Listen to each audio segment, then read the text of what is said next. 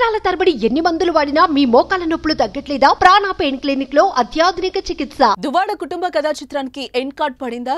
Daily serial సాగిన విభేదాలు తాత్కాలికంగా ముగుస్తాయా లేదా మళ్ళీ కొత్త ఎపిసోడ్ తో మన ముందుకొస్తారా? దువ్వాడ వాణి వెనక్కు తగ్గినా దువ్వాడ శ్రీనివాస్ మాత్రం వెనక్కెందుకు తగ్గడం లేదు.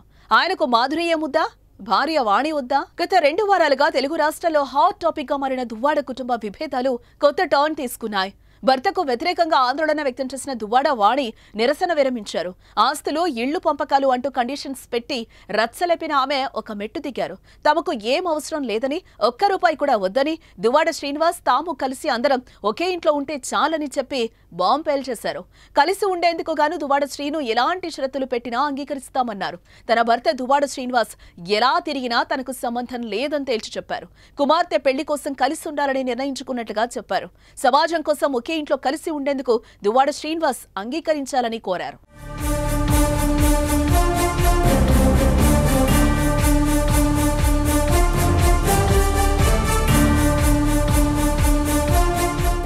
భర్తపై కుమార్తెతో పోరాటానికి సిద్ధమై ఇలా అనూహ్యంగా వాణి యూటర్న్ తీసుకోవటం చర్చనీయాంశమైంది. ఇప్పుడు అయితే భార్య తగ్గినా దువ్వాడ శ్రీనివాస్ మాత్రం తగ్గేదేలే అంటున్నారు. వ్యూహం ప్రకారమే వాణి మాట మారుస్తున్నట్టు ఆరోపించారు.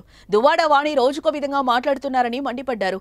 ఇన్ని రోజులు పిల్లలను తన ఇంటిపైకి పంపి కోర్టులో కేసులు వేసిన వాణి ఇప్పుడు లాయర్ చెప్పడంతో మాట మార్చారని ఆరోపిస్తున్నారు.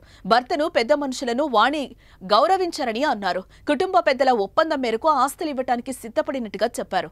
అయితే పిల్లల విషయంలో తండ్రిగా తన బాధ్యతను నిర్వహిస్తానని మాటిచ్చారు. తన కూతుళ్ల పేరు మీద సుమారు 27 కోట్ల ఆస్తులు రాయటానికి సిద్ధంగా ఉన్నానని, అయితే ఈ కొత్త ఇళ్లు మాత్రం రాసిచ్చేది లేదని దువ్వాడ శ్రీనివాస్ స్పష్టం చేశారు. దయచేసి తనకు ఇబ్బంది కలిగించొద్దని, ఇచ్చిన బంగ్లాను వాడుకోవాలని కోరారు.